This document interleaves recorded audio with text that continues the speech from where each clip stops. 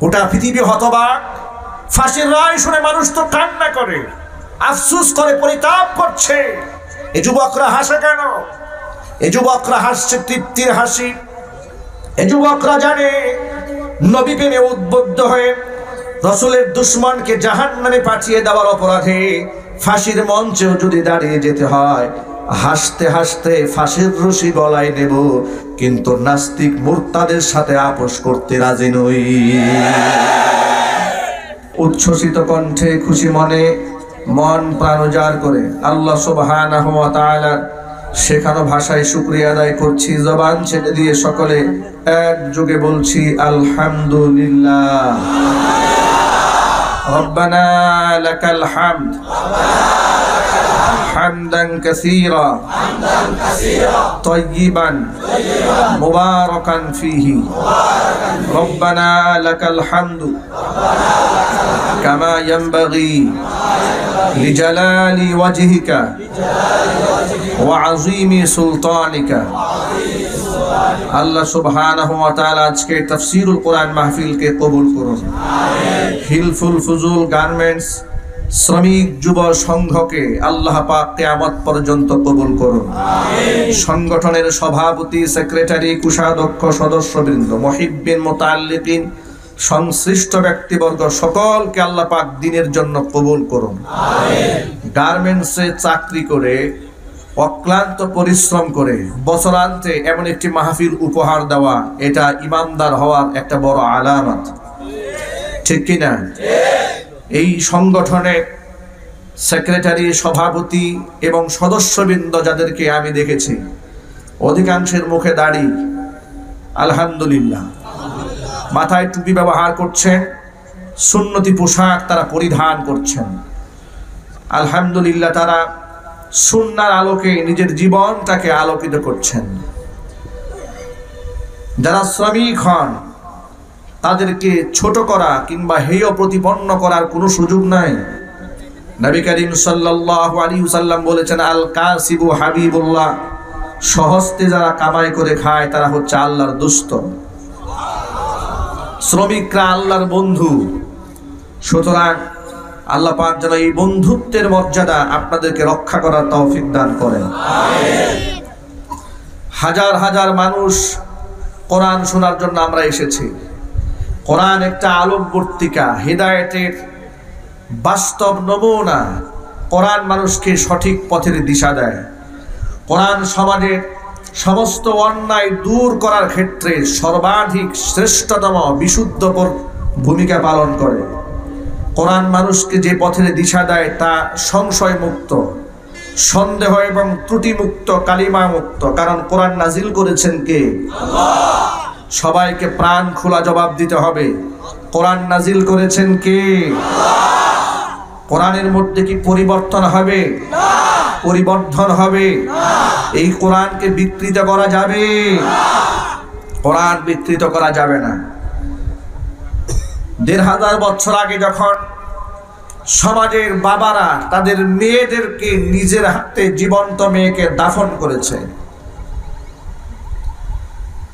এতটুকুন মায়া তাদের হৃদয়ে মেয়েদের জন্য স্পর্শ করে নাই। নারীদেরকে মানুষ মনে করা হতো না, যৌন দাসী মনে করা হতো। তাদের পিরিয়ডের সময় তাদেরকে ঘরে থাকতে দেওয়া হতো না। ঘর থেকে বের করে ছাগলের রুমের মতো রুম বানিয়ে পিরিয়ডের সময়গুলো নারীদেরকে কাটাতে হতো। এভাবে নারীদেরকে অবমূল্যায়ন করা হয়েছে। নারী সন্তান জন্মগ্রহণ করা কলঙ্কজনক হিসেবে আখ্যায়িত করা হতো। কোরআন মাজিদ এই তিক্ত ইতিহাস সূরা নাহলে আল্লাহ পাক বর্ণনা করেছেন। ঠিক সেই মুহূর্তে যে কাবা ঘর, বাইতুল্লাহ, পৃথিবীর সর্বপ্রথম ঘর, ইন্না আউয়ালা বাইতি উযিআ লিন-নাস লাল্লাযী বিবাক্কাতা মুবারাকাও ওয়া হুদাল লিল আলামিন, সর্বপ্রথম ঘর আল্লাহর ঘর বাইতুল্লাহ। সেই বাইতুল্লাহতে পৃথিবীর মানুষেরা, বিপদগামী লোকেরা ৩৬০ খানা মূর্তি ঢুকিয়ে দিয়েছিল। লোকেরা কাবাকে শ্রদ্ধার নামে নিজের কাপড় চোপড় খুলে কাবা ঘর তোয়াফ করেছে। সামান্য ইস্যুকে কেন্দ্র করে যুগ যুগ ধরে মানুষেরা ঝগড়া করেছে, মারামারি করেছে, দাঙ্গা হাঙ্গামা করেছে, মৃত প্রাণীর গোশত তারা ভক্ষণ করেছে। এমন পাশবিক অবস্থা যখন সমাজে সৃষ্টি হলো, তখন এই পাশবিকতা থেকে মানবিকতা ফিরিয়ে আনতে, অন্ধকার দূর করে, খোরাফাত কুসংস্কার দূরীভূত করে একটি আদর্শ সমাজ ভিত্তিক রাষ্ট্র পরিচালনা করার জন্য, মানুষদেরকে মানুষের দাসত্বের শৃঙ্খল থেকে বের করে আল্লাহর দাসত্বের দিকে ফিরিয়ে আনার জন্য আল্লাহ পাক আখিরি জামানার পয়গম্বর বিশ্বনবী মুহাম্মদ রাসূলুল্লাহ সাল্লাল্লাহু আলাইহি ওয়াসাল্লামকে দুনিয়াতে প্রেরণ করলেন। তার উপর নাজিল করলেন কোরআন। ঘোষণা দিয়ে দিলেন, আলিফ লাম রা কিতাবুন আনজালনাহু ইলাইকা লিতুখরিজান নাসা মিনাজ যুলুমাতি ইলান নূর। আলাবেজি কিতাবুন আনজালনাহু ইলাইকা, এমন একটা কিতাব আপনার উপর আমি নাজিল করলাম, লিতুখরিজান নাসা মিনাজ যুলুমাতি ইলান নূর, যাতে করে মানুষদেরকে কোরআনের মাধ্যমে আপনি অন্ধকার থেকে আলোর দিকে বের করে নিয়ে আসতে পারেন। সমাজের মানুষেরা এমন ভাবে তৈরি হয়ে গেলেন, যারা কন্যা সন্তানকে জবেহ করেছে, কন্যা সন্তানকে জিন্দা মাটির নিচে দাফন করেছে, তারাই কন্যা সন্তান নিয়ে গৌরব বোধ করতে থাকলেন। যারা নারীর সতীত্বের জম ছিলেন, তারা নারীর সতীত্বের পাহারাদার বনে গেলেন। সততা এবং ইনসাফ বিশ্বের মধ্যে রোল মডেল তারা কায়েম করলেন। এক একজন মানুষ নক্ষত্র সমতুল্য মর্যাদা লাভ করলেন। নবী করিম সাল্লাল্লাহু আলাইহি ওয়াসাল্লাম তাদের ব্যাপারে বললেন, আসহাবি কান নুজুম, আমার সাহাবায়ে কেরাম হচ্ছে আসমানের নক্ষত্র সমতুল্য। ফাবিআইহিম ইকতাদাইতুম ইহতাদাইতুম, আমার অসংখ্য অগণিত সাহাবীদের ভেতর থেকে যে কোনো একজনকে অনুসরণ করলে তুমি হিদায়াত পেয়ে যাবে। শুধু তাই নয়, আল্লাহর নবী সাল্লাল্লাহু আলাইহি ওয়াসাল্লাম বলেন, তার সাহাবীদের উপর তার সন্তুষ্টি কোন পর্যায়ে ছিল লক্ষ্য করেন। হুজুর বললেন, বনী ইসরাইল সম্প্রদায় ৭২ কাতারে বিভক্ত হয়েছে, আর আমার এই উম্মত ৭৩ কাতারে বিভক্ত হয়ে যাবে। কুল্লুহুম ফিন্নার ইল্লা মিল্লাতান ওয়াহিদা, ৭৩ কাতারের সমস্ত কাতারগুলা জাহান্নামী হবে, শুধু একটা কাতার জান্নাতে হবে। সাহাবায়ে কেরাম জিজ্ঞেস করলেন, মান হুম ইয়া রাসূলুল্লাহ, নবীজি তারা কারা? মান হিয়া ইয়া রাসূলুল্লাহ, সেই দলটা কোন দল যে দলের লোকেরা জান্নাতবাসী হবে? আল্লাহর হাবিব বললেন, মা আনা আলাইহি ওয়া আসহাবি, যে আদর্শের উপরে, যে মতের উপরে, যে আখলাকের উপরে, যে চরিত্রের উপরে আমি নবী নিজে ছিলাম, আর আমার সাহাবায়ে কেরাম যে চরিত্র লালন করেছেন, আমার সাহাবীদের চরিত্রে যারা চরিত্রবান হবে, আমি নবীকে যারা ফলো করবে, আদর্শ হিসেবে গ্রহণ করবে, ওই আদর্শিত কাতারটা হবে জান্নাতি কাতার। এজন্য নবী করিম সাল্লাল্লাহু আলাইহি ওয়াসাল্লাম আমাদের জন্য আদর্শ। সাহাবায়ে কেরাম রাদিয়াল্লাহু তাআলা আনহুম আজমাইন, তারা আমাদের জন্য আদর্শ। তাদের অনুসরণ করলে আমরা হিদায়াত পাবো, আমরা জান্নাতের সঠিক পথের দিশা পাবো। আল্লাহ যেন তৌফিক দান করেন, জোরে কোন আমিন। প্রিয় যুবক ভাইরা আমার, যে কোরআনের সান্নিধ্যে সাহাবায়ে কেরাম এমন সোনার মানুষে পরিণত হয়েছিলেন, আপনারা আমার প্রশ্নের জবাব দিয়ে বলুন, সেই কোরআন সমাজে আজও আছে না নাই? যে হাদিসের সান্নিধ্যে সাহাবায়ে কেরাম এমন সোনার মানুষ হয়ে গেলেন, যাদের ব্যাপারে কোরআনে আয়াত নাজিল হয়ে গেল, রাদিয়াল্লাহু আনহুম ওয়া রাদু আন, তাদের প্রতি আমি আল্লাহ খুশি, আমি সন্তুষ্ট, তারাও আমি আল্লাহর প্রতি সন্তুষ্ট হয়েছে। যে কোরআন পড়ে, যে হাদিস পড়ে তারা এমন সোনার মানুষ হয়েছিলেন, সেই কোরআন হাদিস সমাজে আজও আছে না নাই? এরপরেও সমাজের মধ্যে এত অনাচার কেন, এত জুলম কেন, শোষণ কেন, মিথ্যা কেন, ধর্ষণ কেন, খুন খারাপি কেন, গুম কেন? তার কারণ হচ্ছে সাহাবায়ে কেরাম কোরআন এবং হাদিসকে ব্যক্তি জীবনে, পারিবারিক জীবনে, সামাজিক জীবনে, রাজনৈতিক অঙ্গনে, তার অর্থাৎ তার জন্ম থেকে মৃত্যু পর্যন্ত সব জায়গাতে কোরআনটাকেই সংবিধান বানিয়ে রেখেছিলেন।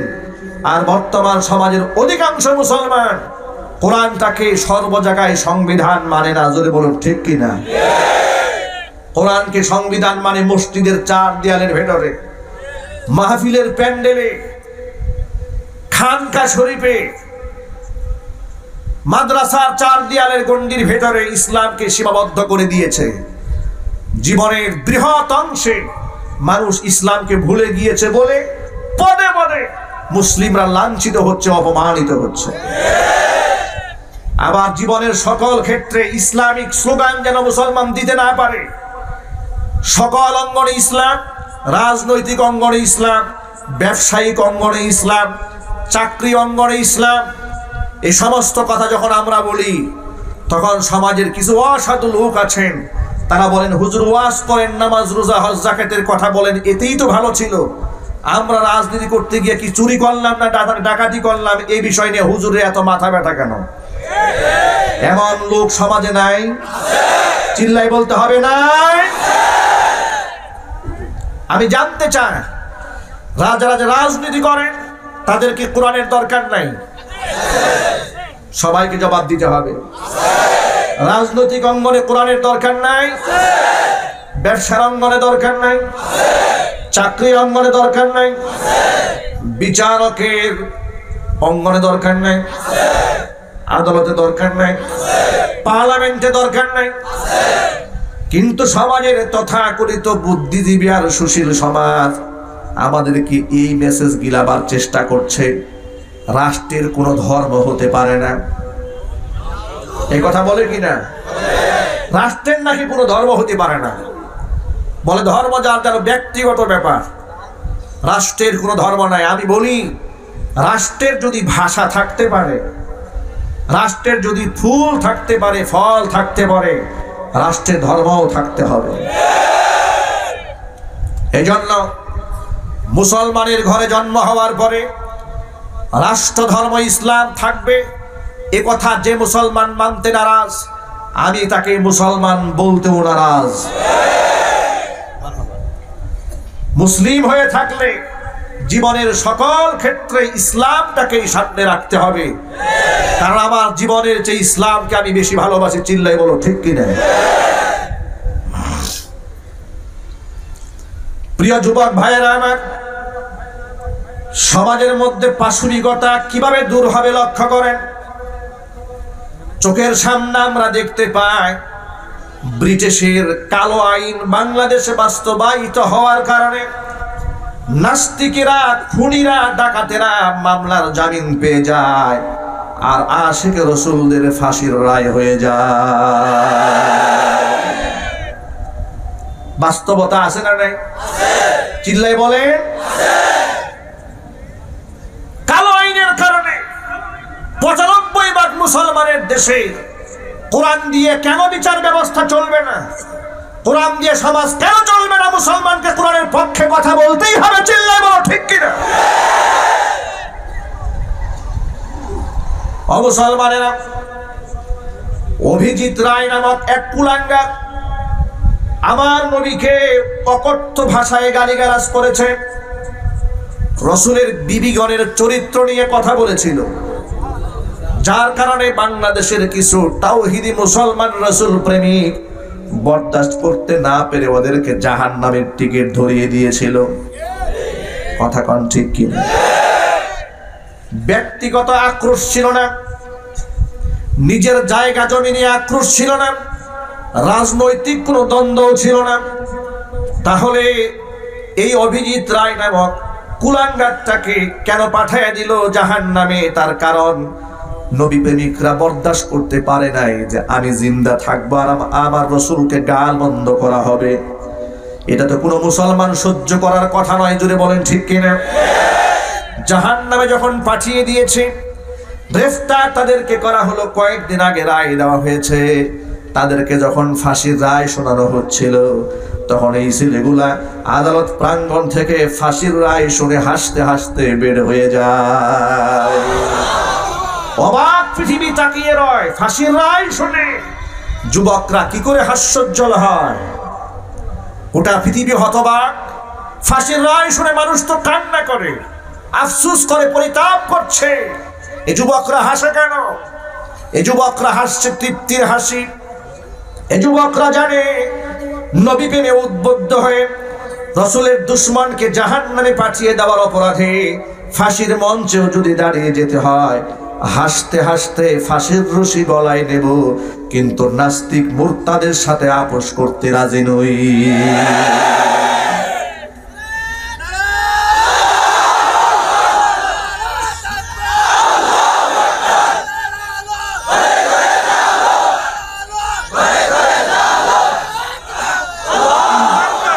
আমরা শুধু বলতে চাই, ফাঁসির দণ্ডপ্রাপ্ত আসামিকে তো রাষ্ট্রপতির ইচ্ছা করলে ক্ষমা করে দিতে পারেন। রাস্তা আছে না নাই? পন্থা আছে না নাই? এদেশের অসংখ্য খুনির আসামিকে রাষ্ট্রপতি প্রাণ ভিক্ষা দিয়ে তাদেরকে ক্ষমা করেছেন। পাকিস্তানে এমন একটা ঘটনা ঘটেছিল, আপনাদের সে কথা ভুলে যাওয়ার কথা নয়। 20 বছরের এক তরুণ আদালত প্রাঙ্গণে এক কাদিয়ানি কুখ্যাত কাফেরকে বিচারকের সামনে পুলিশের কাছ থেকে পিস্তল নিয়ে বুকটা ঝাঁঝরা করে দিয়েছিল। বিচারক এই কাজ করার পরে যখন তাকে হ্যান্ডকাপ পরানো হচ্ছিল, যুবককে জিজ্ঞেস করা হলো, তুমি উন্মাদ, নেশা করেছ? বলে, না, নেশা করি নাই, আমি টার্গেটেই ছিলাম। আমার রাসূলকে যে গালি দিয়েছে তার বিচার আমি নিজের হাতেই করব। আমি সেই সুযোগ কাজে লাগিয়েছি, নবীর দুশমনকে আমি জাহান্নামে পাঠিয়েছি। মাননীয় আদালত সার্বিক দিক বিবেচনা করে আদালতের রায় দিলে যে তাকে তো মৃত্যুদণ্ড দেওয়ার কথা ছিল, কিন্তু মানবিক দৃষ্টিকোণ থেকে নয়, রাসূল প্রেমে আসক্ত হয়ে যে যুবক একজন রাসূল বিদ্বেষীকে হত্যা করেছে, নবী প্রেমকে শ্রদ্ধা এবং সম্মান জানিয়ে মুসলমান হিসেবে মুসলিম দেশে এই যুবককে বেকসুর খালাস দিয়ে দেওয়া হলো। পাকিস্তানের আদালতে এই রায় ঘোষণা করা হলো। গোটা বিশ্ব এই রায় তাকিয়ে দেখেছে। এখনো পর্যন্ত ইউটিউবে সেই ভিডিওটা ভাইরাল আছে। এই খুনির কপাল ধরে ধরে মুসলমানরা চুমা খেয়েছে। এদেশের বাংলাদেশের তাওহীদি মুসলমানরা ওই যুবককে নিয়ে গর্ব করেছে। কিন্তু আশ্চর্যের ব্যাপার, পাকিস্তানের রাসূল প্রেমিক নিয়ে গর্ব হয়, বাংলাদেশের রাসূল প্রেমিক নিয়ে গর্ব করতে যুবকরা সাহস পায় না। কথা বলেন ঠিক কিনা? আমরা এর মাধ্যমে অন্যায় হত্যা করাকে সাপোর্ট দিচ্ছি না, কথা ক্লিয়ার বুঝতে হবে। আইন নিজের হাতে তুলে নিয়ে সমাজে বিশৃঙ্খলা সৃষ্টি করুক, এটা আমরা চাই না। আমরা চাই এটা বন্ধ হোক। বন্ধ হোক এজন্যই তো আমরা শতাব্দীর পর শতাব্দী, যুগ যুগ ধরে, বছরের পর বছর রাজপথে মিছিল করেছি, শাপলা চত্বরে গিয়েছি। নবী বিদ্বেষী নাস্তিকদের ফাঁসি আমরা রাষ্ট্রীয়ভাবে কার্যকর দেখতে চাই। যদি বলতে হবে ঠিক কিনা? এই অন্যায় সৃষ্টি হয় কেন? যখন আমরা দেখতে পাই আসাদ নূরের মতো একটা কুখ্যাত নাস্তিক যে বলেছে কুরআন শরীফের উপর দাঁড়িয়ে পেশাব করব, আমার রাসূলকে অকথ্য ভাষায় গালিগালাজ করেছে, অ্যারেস্ট হওয়ার পরে যখন এই লোকটা জামিন পেয়েছে, গোটা পৃথিবীর পরে 200 কোটি মুসলমানের কলিজা তখন ছিঁড়ে কান্না বের হয়েছে। কিন্তু তাদের সেই চিৎকার কেউ শোনেনি। আজ পর্যন্ত কোন নাস্তিকের বিচার বাংলাদেশে হয়েছে? আরো জোরে বলতে হবে, এদেশে নাস্তিকদের বিচার হোক। এটা কি আওয়ামী লীগ চায় না? বিএনপি চায় না? জামাত ইসলামী চায় না? জাতীয় পার্টি চায় না? মেজরিটি পার্সেন্ট মুসলমান। আমি যত মানুষকে জিজ্ঞেস করেছি, আমার আল্লাহকে রাসূলকে গালি দিলে তার মৃত্যুদণ্ড দিতে হবে, এর পক্ষে আপনারা কারা আছেন? সমস্ত বড় বড় নেতা থেকে শুরু করে পাতি নেতা, ছাতা নেতা, সব নেতা থেকে শুরু করে পাবলিক সবাই এক বাক্যে জবাব দিয়েছে, হ্যাঁ, আমরা রাসূল বিদ্বেষীদের ফাঁসি দেখতে চাই, মৃত্যুদণ্ড কার্যকর দেখতে চাই। তাহলে এত মেজরিটি পার্সেন্ট মানুষের রায় থাকার পরে এদেশের সরকারের সমস্যা কোথায়? আইন কেন প্রণয়ন করা হয় না? নাস্তিকদেরকে অবশ্যই সর্বোচ্চ সাজা, মৃত্যুদণ্ড কার্যকর করতে হবে।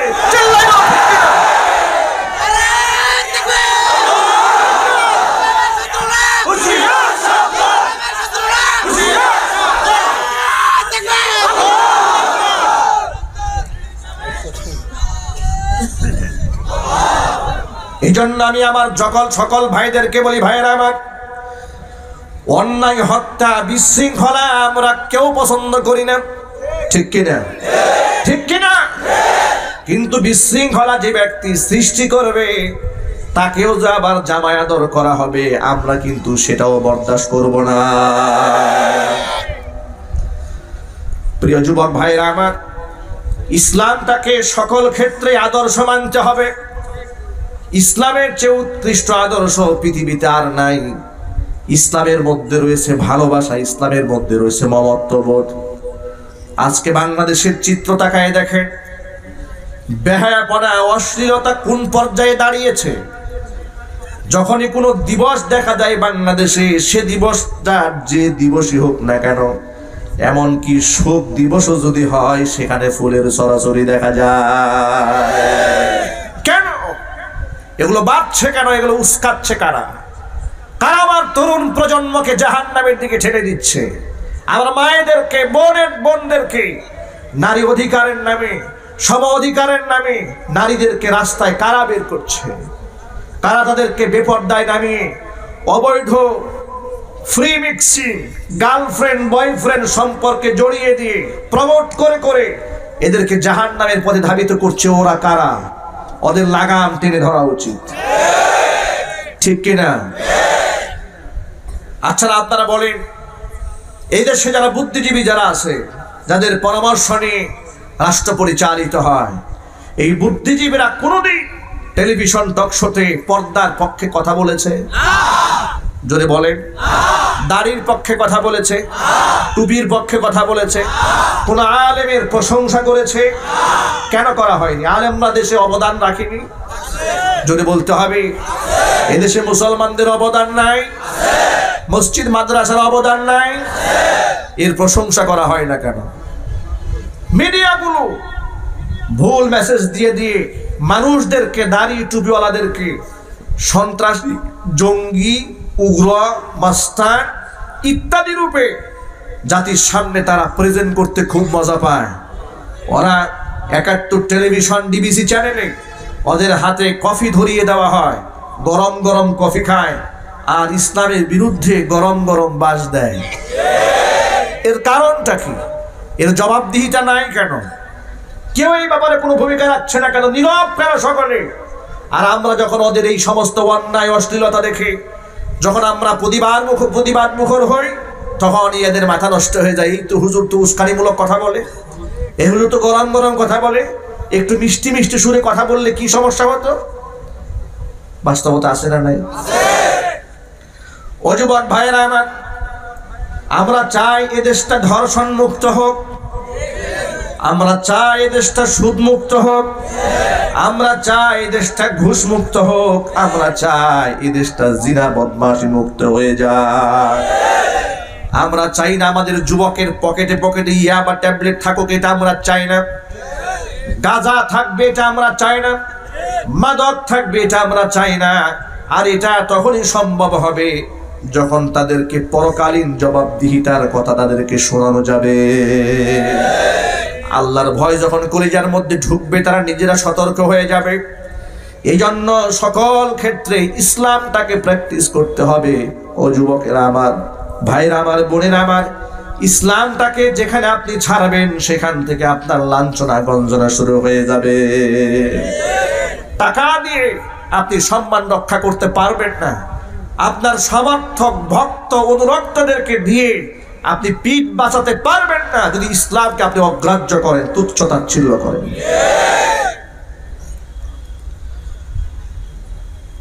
কিছু লোকেরা দেখবেন, সামনে যখন পহেলা বৈশাখ শুরু হবে, এই গার্মেন্টস শ্রমিকদেরকে আমি দেখেছি যে পহেলা বৈশাখে অনেক মায়েরা, বোনেরা বিপদগামী, বুঝে কিংবা না বুঝে তারা শাড়ি কিনে, যে শাড়ির মধ্যে ঢোল, তবলা, হারমোনিয়ামের ছবি দেওয়া থাকে, দুতরার ছবি, একতারার ছবি আছে না নাই? শুধু নিজেরাই পড়ে না, বাচ্চাদেরকেও পড়ায়। সাদা শাড়ি, লাল পারওয়ালা, এগুলা পরবে, মাথার মধ্যে খুবা বাঁধবে, এরপরে গোলাপ ফুল কয়েকটা দেবে, এরপরে রাস্তায় ঘুরে বেড়াবে, বাঙালি চেতনা লালন করবে। এই লোকটা জানে না, এই লোকটা জানে না এটা কোন বাঙালি চেতনা, এই চেতনা তোমাকে কে শিখিয়েছে?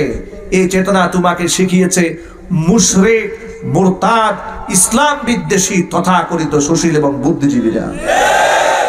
এটা ইসলামিক চেতনা নয়, এটা ইসলামিক কালচার নয়। ইসলামিক কালচার যদি লালিত হতো তাহলে আমার মা বোন ধর্ষিতা হতো না, আমার যুবকের চরিত্র ধ্বংস হতো না।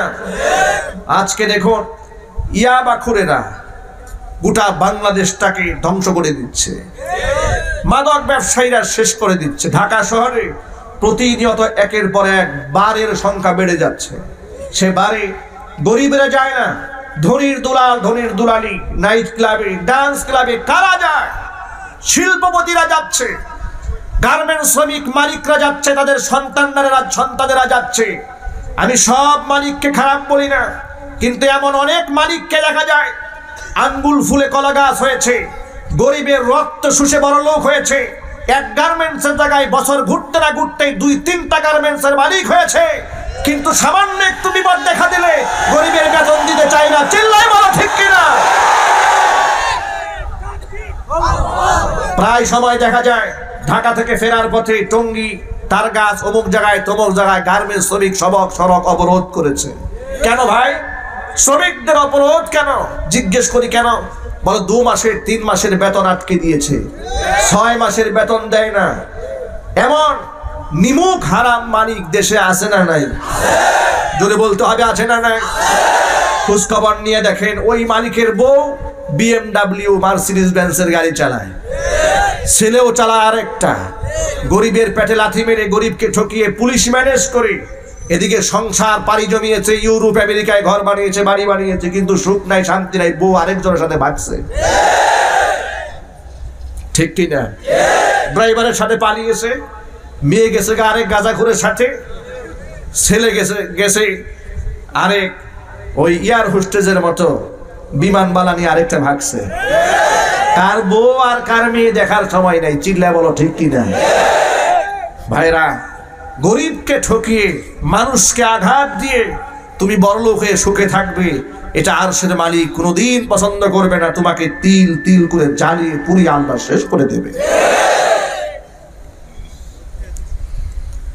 সুতরাং মালিক পক্ষকেও সাবধান হতে হবে।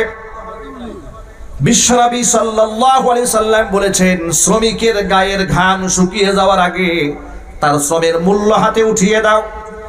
বিশ্বনবী বলেছেন, পৃথিবীতে কোনো ব্যক্তি যদি শ্রমিককে ঠকায়, কিয়ামতের মাঠে ওই শ্রমিকের পক্ষ হইয়া আমি আল্লাহ সুবহানাহু ওয়া তাআলার দরবারে বিশ্ব নবী আদালতে বাদী হইয়া মামলা করব। আল্লাহু আকবার বলে। ও শ্রমিক ভাইয়েরা আমার, যেই নবী আমার পক্ষে আপনার পক্ষে এমন স্লোগান দিলেন, বিশ্ব মানবতার জন্য কথা বললেন, শ্রমিকদের অধিকারের কথা, আল্লাহর নবীর চেয়ে বেশি দামি কথা পৃথিবীর কেউ বলতে পারে নাই। ঠিক কিনা? শ্রমিক দিবসে 1 মে প্রত্যেক বছর শ্রমিকেরা রাস্তায় নেমে মিছিল করে, দুনিয়ার মজদুর এক হও, এক হও। ঠিক কিনা? মিছিল করে।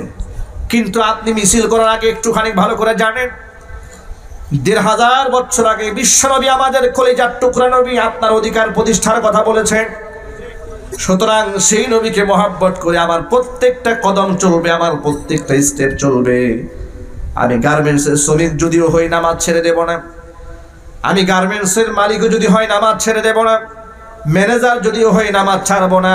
নামাজ হচ্ছে আমার পরিচয়, এটা আমার আইডেন্টিটি, এটা আমার ন্যাশনালিটি, এটা আমার জাতীয়তা, এটা আমার স্বকীয়তা, এটা আমার মারিফাত, এটা আমার পরিচয়। জুড়ে আমার ঠিক কিনা? নামাজ ছেড়ে দেওয়া যাবে? নামাজ ছেড়ে দেওয়া যাবে? নামাজও ছাড়া যাবে না, মুখের দাড়িও কেটে ফেলা যাবে না। দাড়ি শিয়ার ইসলাম, পৃথিবীর সমস্ত নবীদের আদর্শ দাড়ি। পৃথিবীর কোন নবী দাড়িবিহীন ছিলেন না, সাহাবায়ে কেরাম দাড়ি রেখেছেন। পৃথিবীর সমস্ত আল্লাহর ওলিরা এটাকে মূল্যায়ন করেছেন। আজকে সমাজের কিছু লোকেরা সুন্নত বলে এটাকে অবজ্ঞা করে, তুচ্ছ-তাচ্ছিল্য করে, এমনকি দাড়ি রাখলে তাকে ব্যঙ্গ বিদ্রুপের সুরে কথা বলে। আছে না নাই?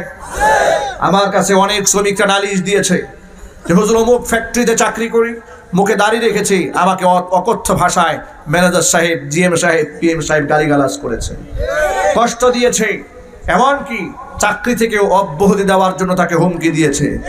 জামাত শিবির জঙ্গি বলে তাদেরকে উপহাস করা হয়েছে।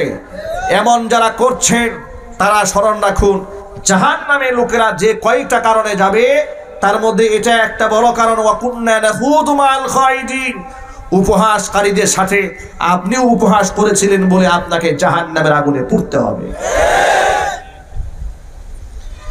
কে আমাকে কি বললো দেখার সময় আমার হাতে নাই। আজকে আমার চোখটা যদি বন্ধ হয়ে যায়, কেউ আমার কবরে যাবে না, আমার কোনো সাথী থাকবে না, কোনো বন্ধু থাকবে না, বান্ধবী থাকবে না। কার খুশির জন্য আমি আমার পরকালকে ধ্বংস করে দিই, নিজের পায়ে নিজে কুড়াল মারছি। আজকে যদি আমি মারা যাই, আমার বন্ধু যাবে না, বান্ধবী যাবে না, নেতা যাবে না, কর্মী যাবে না, মা বাবা কেউ যাবে না। আমার কবরে যেহেতু আমি একা যাব, যার সুপারিশের প্রয়োজন কিয়ামতে আছে তিনি হচ্ছেন বিশ্বনবী মুহাম্মদ রাসূলুল্লাহ সাল্লাল্লাহু আলাইহি ওয়াসাল্লাম। সারাটা জীবন ভর দুনিয়াতে আমার জন্য কাঁদলেন, কবরে কাঁদলেন, হাসরের ময়দানে যিনি কাঁদবেন সেই নবীকে আমি কষ্ট দিতে চাই না। আমি দাড়িবিহীন অবস্থায়, বেদাতি অবস্থায় কিয়ামতের মাঠে নবীজির সামনে দাঁড়াতে চাই না।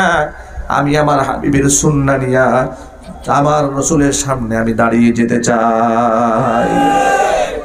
ও যুবক ভাইরা আমার, ইন্তেকালের আগে বিশ্বনবী মুহাম্মদ রাসূলুল্লাহ সাল্লাল্লাহু আলাইহি ওয়াসাল্লাম বারংবার বললেন, আসসালাহ আসসালাহ ইয়া উম্মতি আসসালাহ ওয়া মা মালাকাত আইমানুকুম, ও আমার উম্মতেরা নামাজ ছেড়ে দিও না, নামাজ ছেড়ে দিও না, নামাজ ছেড়ে দিও না।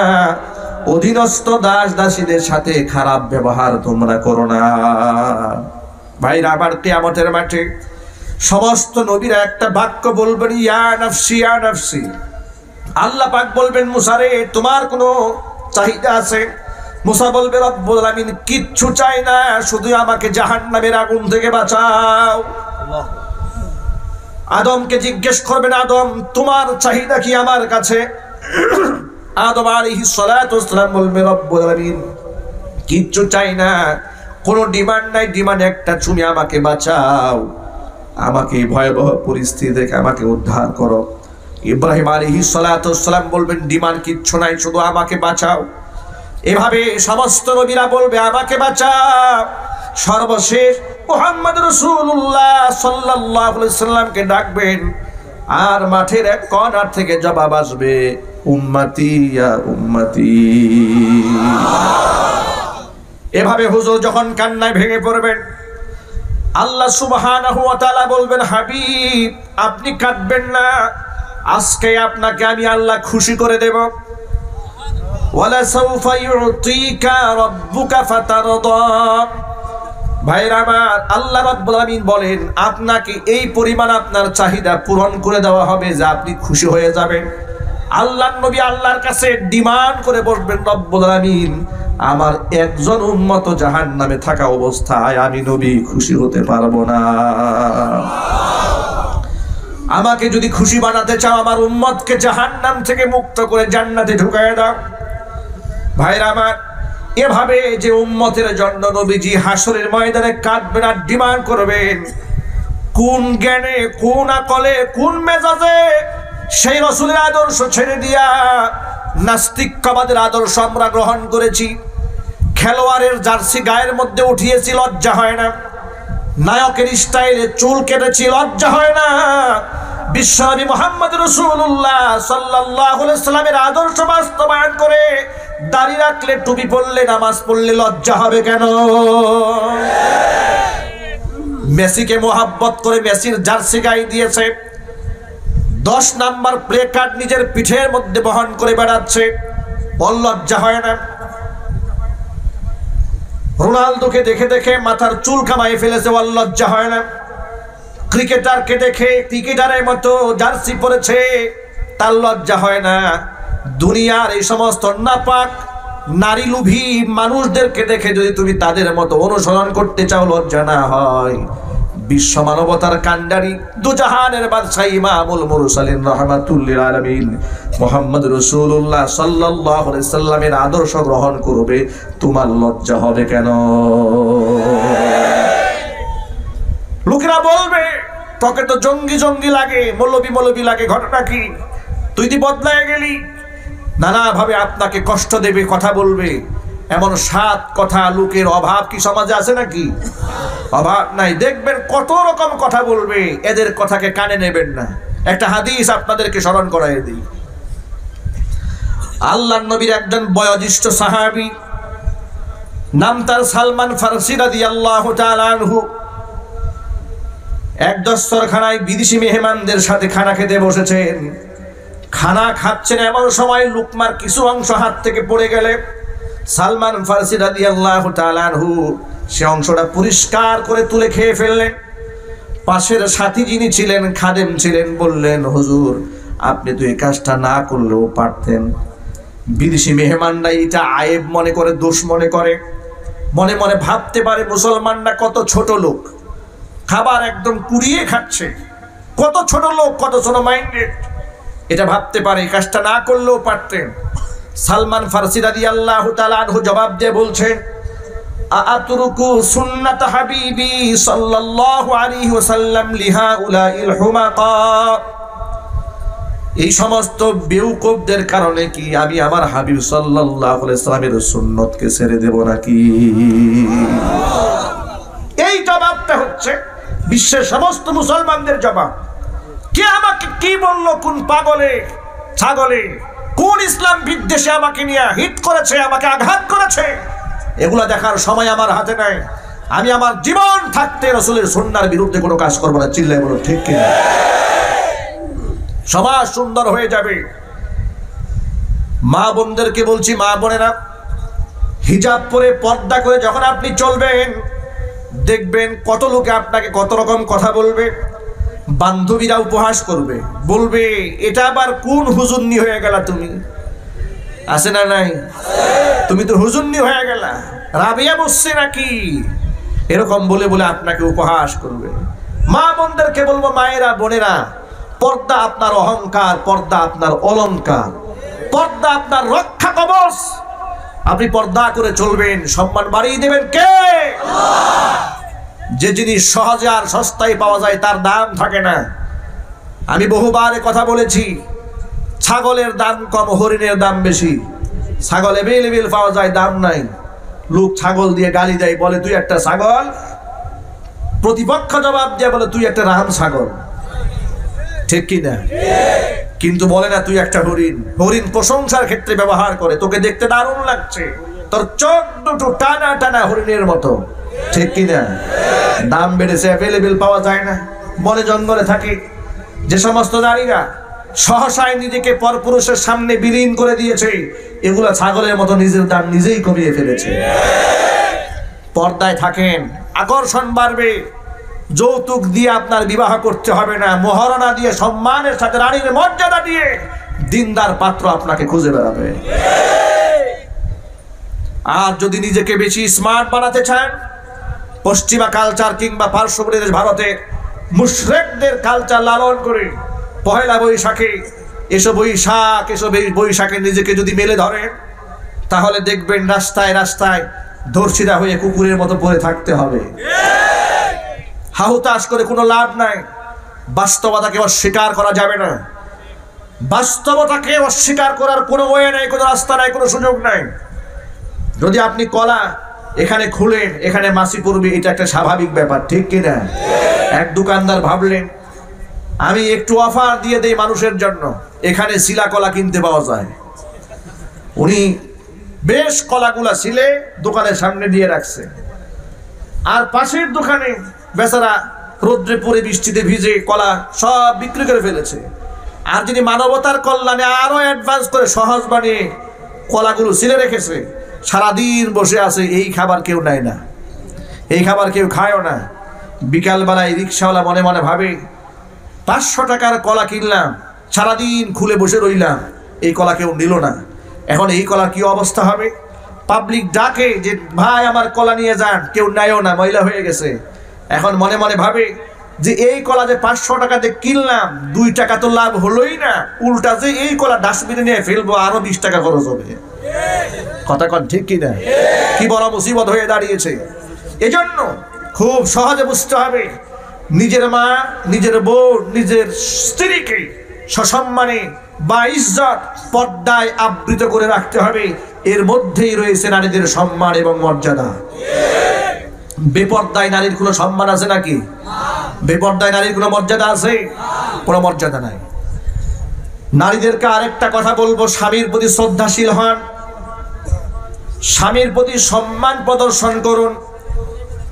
আল্লাহর হাবিব বিশ্বনবী মুহাম্মদ রাসূলুল্লাহ সাল্লাল্লাহু আলাইহি সাল্লাম বলেছেন, কোন নারী যদি এমন অবস্থায় মারা যায় স্বামী তার প্রতি সন্তুষ্ট, আল্লাহ সুবহানাহু ওয়া তাআলা ওই নারীকে সরাসরি জান্নাত দিয়ে দিবে। আজকালকে ডিভোর্সের সংখ্যা দিন দিন বেড়ে চলছে, তালাকের সংখ্যা বেড়ে যাচ্ছে, স্বামীর সাথে স্ত্রী, স্ত্রীর সাথে স্বামীর মনোমালিন্য হচ্ছে, দিলের মোহাব্বত দিন দিন কমে যাচ্ছে। পেছনে কারণ হলো স্বামী তার স্ত্রীর অধিকার সম্পর্কে বেখবর, স্ত্রীও তার স্বামীর মর্যাদা সম্পর্কে বেখবর। উভয়ের মর্যাদার প্রতি লক্ষ্য রাখতে হবে। স্বামীও যেন স্ত্রীকে দাসী মনে না করে, ঘরের কাজের বুয়া মনে না করে, তাকে তার অর্ধাঙ্গিনী মনে রাখতে হবে এবং তার সম্পূরক মনে রাখতে হবে। পুরুষকেও এই মেন্টালিটি নিজের মাথায় রাখতে হবে যে এই নারী ছাড়া, স্ত্রী ছাড়া আমি কিন্তু অচল। যদি বলেন ঠিক কিনা? এমন ভাব যদি ঘরের মধ্যে দেখায় যে বউ তুমি ছাড়াও কিন্তু আমার মহিলার কোনো অভাব নাই দেশে, তাহলে এই বউয়ের সাথে স্বামীর সম্পর্ক ভালো থাকবে? ভালো থাকবে না জুতা দিয়ে পিটাপিটি হবে, মারামারি হবে, কিলাকিলি হবে, গুতাগুতি হবে, 3 তালাক দিয়ে ফেলবে, এরপরে কান্নাকাটি শুরু হয়ে যাবে। না, প্রত্যেকেই আপন আপন জায়গা থেকে স্ত্রীকেও বুঝতে হবে, স্ত্রীও তার স্বামীকে বুঝতে হবে। এখানে অনেক পুরুষরা এসছেন, আমি অত্যন্ত শ্রদ্ধা এবং বিনয় নিয়ে জিজ্ঞেস করতে চাই, ঘরে বউ রেখে আসছেন, বউ আছে কার কার হাত দেখতে চাই। বিবাহিত পুরুষ যারা, মাশাআল্লাহ আপনাদের কাতারে কিন্তু আমিও আছি, আমি 2 হাত তুলেছি, উঁচু করেন ভালো করে।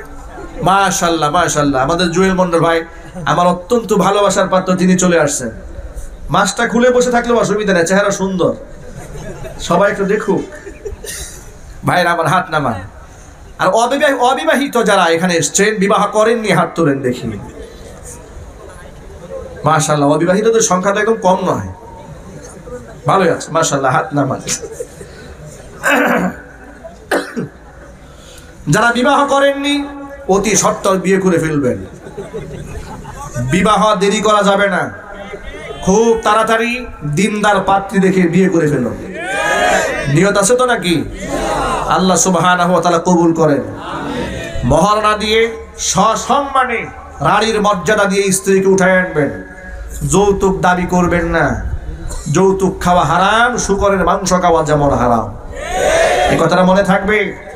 যৌতুক নেওয়া যাবে, আরো যদি বলতে হবে যৌতুক নেওয়া যাবে। আর বিবাহ করবেন যৌবনকালে, বুড়ো বয়সে যাদের বিবাহ করার নিয়ত আছে, নিয়ত এখন থেকে চেঞ্জ করে ফেলেন। কি বুড়া বয়সে বিবাহ করলে কি লাভ আছে নাকি? লস ছাড়া কোনো লাভ নাই। আমার এক নিকট দুঃসম্পর্কে এক আত্মীয়া, বুড়ো বয়সে বিবাহ হয়েছে, স্বামী তার বুড়ো আর কি, মহিলাটা জওয়ান। তো বুড়ো স্বামী মোটামুটি একটা পর্যায়ে গিয়ে কিছুদিনের মাথায় আপনার স্বামীর দাড়ি চুল সাদা হয়ে গেছে। তো স্বামী তার জওয়ান বউ নিয়ে সিএনজিতে উঠেছে, কোথায় যেন যাচ্ছে। সিএনজি এক জায়গায় দাঁড় করিয়ে এই বুড়া স্বামী দোকানে গিয়েছে কিছু একটা কিনতে। সিএনজির ড্রাইভার অনেক সময় বসে থেকে বিরক্ত হয়ে মহিলাকে বলছে, আপনার আব্বাকে ডেকে বলেন তাড়াতাড়ি ভাড়া দিতে। প্রিয় ভাইরা, এই কঠিন মুসিবতের সম্মুখীন কিন্তু হয়ে যাবেন। বুড়ো বয়সে বিয়ে করবেন, ছোট্ট বাচ্চা কোলে নিয়ে হাঁটবেন, লোকেরা বলবে আপনার দাদাকে বলেন ভাড়া দিতে। এই জন্যই মুসিবত হওয়ার আগে নবী করিম সাল্লাল্লাহু আলাইহি ওয়াসাল্লাম জওয়ানকালে যুবকদেরকে উদ্বুদ্ধ করেছেন দ্রুত বিয়ে করার জন্য। সুবহানাল্লাহ।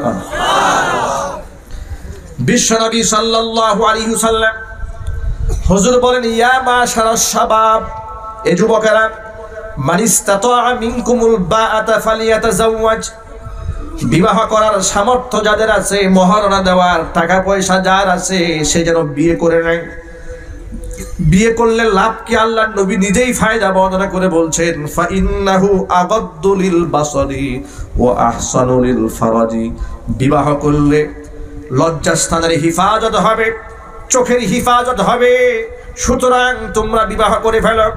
ওয়া মান লাম ইয়াস্তাতি মিনকুমুল বাআতা ফালিয়াসুম, আর যে ব্যক্তির বিবাহের খোরপোশ দেওয়ার কিংবা মহারণা দেওয়ার সামর্থ্য নাই, নবী করিম সাল্লাল্লাহু আলাইহি ওয়াসাল্লাম বলেন, যৌবনটা হারাম জায়গায় ব্যবহার না করেন, তুমি রোজা রেখে নিজের যৌবনকে কন্ট্রোল করে নাও। জওয়ান কালে যদি যৌবনটাকে হেফাজত করতে পারো, কি হবে শোনো, কিয়ামতের মাঠে আমলনামায় যখন ওজনটা দেওয়া হবে, খুলুকে হাসান, উত্তম চরিত্র আমলটা যখন তোমার আমলনামায় দেওয়া হবে, সাথে সাথে মিজানের পাল্লা আল্লাহ পাক ভারী বানায়া দেবে। এই জন্য যুবকেরা, অবৈধ সম্পর্ক রাখা যাবে না, চরিত্রকে ঠিক রাখতে হবে, আল্লাহ যেন কবুল করেন। আপনাদেরকে আরেকটা সুসংবাদ দিয়ে দেই, যদি মনে করেন যে আমার এখন সামর্থ্য একটু কম আছে, বিবাহ করে ফেলেন, অসুবিধা নাই, এটা আল্লাহ পাকের ওয়াদা আছে, ইয়াকুনু ফুকারা ইউগনিহিমুল্লাহু মিন ফাদলি। তোমার মধ্যে দারিদ্রতা থাকার পরেও তুমি যখন ঘরের মধ্যে আল্লাহ পাকের একজন বান্দীকে জায়গা দিয়েছো, আল্লাহ পাক বলেন তোমার দারিদ্রতা আমি বিমোচন করে দেব। আর চিল্লায় কন্যা সুবহানাল্লাহ। দারিদ্রতা দূর করে দেবেন কে? এই জন্য বিবাহ করেন, সুন্নাহ পদ্ধতিতে বিবাহ করবেন, পশ্চিমা কালচার লালন করে বিবাহ করবেন না, গজব আসবে, অশান্তি সৃষ্টি হবে। দেখেছেন না বাংলাদেশে তথাকথিত এক সেলিব্রিটি পশ্চিমা স্টাইলে বিবাহ করতে গিয়ে কি ধরাটাই না খাইলো। যা করেছে আর না করেছে, যদি বিষয়টা গোপন হতো তাহলে এত কিছু হতো না। একজন ফেসবুকে লিখেছে, বিবাহ করে নিজের বউয়ের ছবি ফেসবুকে দিলে একটা ফায়দা আছে। আমি খুব আশ্চর্য হলাম, এটা আবার কেমন কথা? বিবাহ করে নিজের বউর ছবি ফেসবুকে দিলে ফায়দা আছে, পিছন দিকে লেখা আছে কোনো ওয়ারিশ থাকলে তাহলে দাবি দাওয়া নিয়ে দাঁড়ায় যাবে। ভাই আমার, তাই হয়েছে। মনে রাখতে হবে, আমরা মুসলমান, আমাদের প্রত্যেকটি কালচারকে ইসলামিক ভাবেই উদযাপন করতে হবে। যদি বলুন ঠিক কিনা? এর মধ্যে রয়েছে শান্তি, এর মধ্যেই রয়েছে সমৃদ্ধি, এর মধ্যেই রয়েছে সম্মান। এই জন্য যুবকেরা অবশ্যই খুব দ্রুত বিবাহ করতে হবে এবং দিনদার পাত্রী খুঁজে বিবাহ করবেন ইনশাআল্লাহ। শুধু সুন্দরী কিংবা শুধু টাকা পয়সা আছে এটা দেখা যাবে না, যদি নামাজি না হয়, আল্লাহর ভয় যদি আপনার স্ত্রীর অন্তঃকরণে না থাকে, ওই স্ত্রী দিয়ে আপনি কোনোদিন সুখী হতে পারবেন না। অশান্তি সৃষ্টি হবে, মারামারি সৃষ্টি হবে, হট্টগোল সৃষ্টি হয়ে যাবে। যদি বলেন ঠিক কিনা? আল্লাহ পাক বুঝে আমল করার তৌফিক দান করেন। আর আমি মা বোনদেরকে বলবো, মা বোনেরা আপনারাও আবেদা জাহেদা সালিহা হয়ে যান। ফায়দা হচ্ছে এই, আপনিও একজন সৎ পাত্র খুঁজে পাবেন যদি আপনি একজন নিজ সৎ চরিত্রবান হয়ে যান। ভাইরা,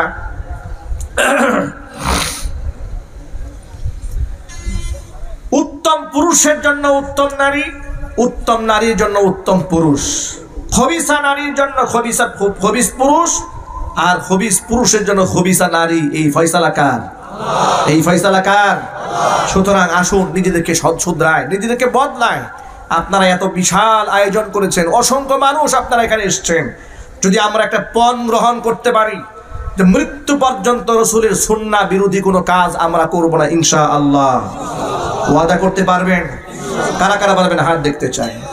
আলহামদুলিল্লাহ, আলহামদুলিল্লাহ। আল্লাহ তুমি আমাদেরকে কবুল করে নাও, সমস্ত বালা মুসিবত থেকে আল্লাহ তুমি আমাদেরকে হেফাজত করো। করোনাকালীন বিশ্বে করোনা মহামারী থেকে দেশ এবং জাতিকে আল্লাহ তুমি হেফাজত করো। যদি বলেন আল্লাহুম্মা আমিন। প্রিয় ভাইরা, সামনে রমজানুল মুবারক আসতেছে। আমার লিখিত একটা বই যা ইতোমধ্যে বাজারজাত হয়েছে, আপনারা অনেকেই শুনেছেন, অনেকে পেয়েছেন, অনেকে পান নাই। গত বছরও এই বই অনেকে হাতে পান নাই, শর্ট পড়ে গিয়েছিল, আমার কাছে কপিগুলো ছিল না, আমি সংগ্রহ করেছি। সামনে রমজান আসতেছে, রমজান কেন্দ্রিক পুরুষ এবং নারীর যত প্রকারের প্রশ্ন আছে, আলহামদুলিল্লাহ আমার মনে হয় এই কিতাবটি যদি আপনার ঘরে থাকে, আশা করি ইনশাল্লাহ বাহিরে প্রশ্নের জন্য কোথাও যেতে হবে না। আল্লাহ সুবহানাহু ওয়া তাআলা মা বোনদের হিদায়াতের জন্য, উম্মতের হিদায়াতের জন্য, সকলকে পড়ার জন্য আল্লাহ পাক এই কিতাবটি কবুল করেন। মাত্র 100 টাকা করে কপি আছে। কই এগুলা? এই যে বাম পাশে স্টেজ, এখানে আছে, বাম পাশে স্টেজ আছে। গাড়ি কোথায়? গাড়ি গেটের সামনে আছে। যাওয়ার পথে আপনারা গাড়ি থেকেও সংগ্রহ করতে পারেন, স্টেজ থেকে আপনারা সংগ্রহ করতে পারেন। আল্লাহ রাব্বুল আলামিন কবুল করেন। সকলে জোরে বলেন আল্লাহুম্মা আমিন। সংগঠনের সদস্য যারা এখানে আছেন, কতজন সদস্য আপনারা আছেন? হ্যাঁ, 170 জন। আমি চাই এই সংগঠনের সদস্য আরো বাড়ুক। আপনার 313 জন কাফেলা হয়ে যান, বদরি সদস্য হয়ে যান। প্রত্যেক বছর এই মাহফিল আপনারা আঞ্জাম দিবেন। কি সদস্য হয়ে যাওয়া যাবে না ইনশাআল্লাহ? কারা কারা সদস্য হতে চান? সদস্য বছরে একবার কোরআনের তাফসীর মাহফিলের সদস্য হবেন, কোরআন প্রচারের সদস্য হবেন। মাশাআল্লাহ, অনেক ভাইরা হাত তুলেছেন। এত মানুষের নাম এই মুহূর্তে ঘোষণা করাও সম্ভব নয়। আপনারা মাহফিল শেষ করে কমিটির সাথে যোগাযোগ করে নিজেরা নাম লিখে লিখে আপনারা রেজিস্ট্রেশন করে ফেলবেন ইনশাআল্লাহ। আল্লাহ পাক সকলকে কবুল করেন, মঞ্জুর করেন। জোরে বলেন আল্লাহুম্মা আমিন। আমরা এখন মোনাজাতের দিকে এগিয়ে যাব। যাওয়ার আগে আমি নিজে আমার সুস্থতার জন্য আপনাদের কাছে দোয়া প্রার্থনা করছি। আপনারা আমার জন্য দোয়া করবেন, আল্লাহ পাক যেন আমাকে খুব দ্রুত শেফা দান করেন। আর এখানে জুয়েল মন্ডল ভাই এসছেন, অনেক ভাইরাই দোয়া চেয়েছেন। আমি তাকে অন্তরস্থল থেকে মহব্বত করি, ভালোবাসি। আমি চাই আল্লাহ সুবহানাহু ওয়া তাআলা তার নেতৃত্বকে কবুল করেন এবং তিনি সমাজের মধ্যে শান্তি সুশৃঙ্খলা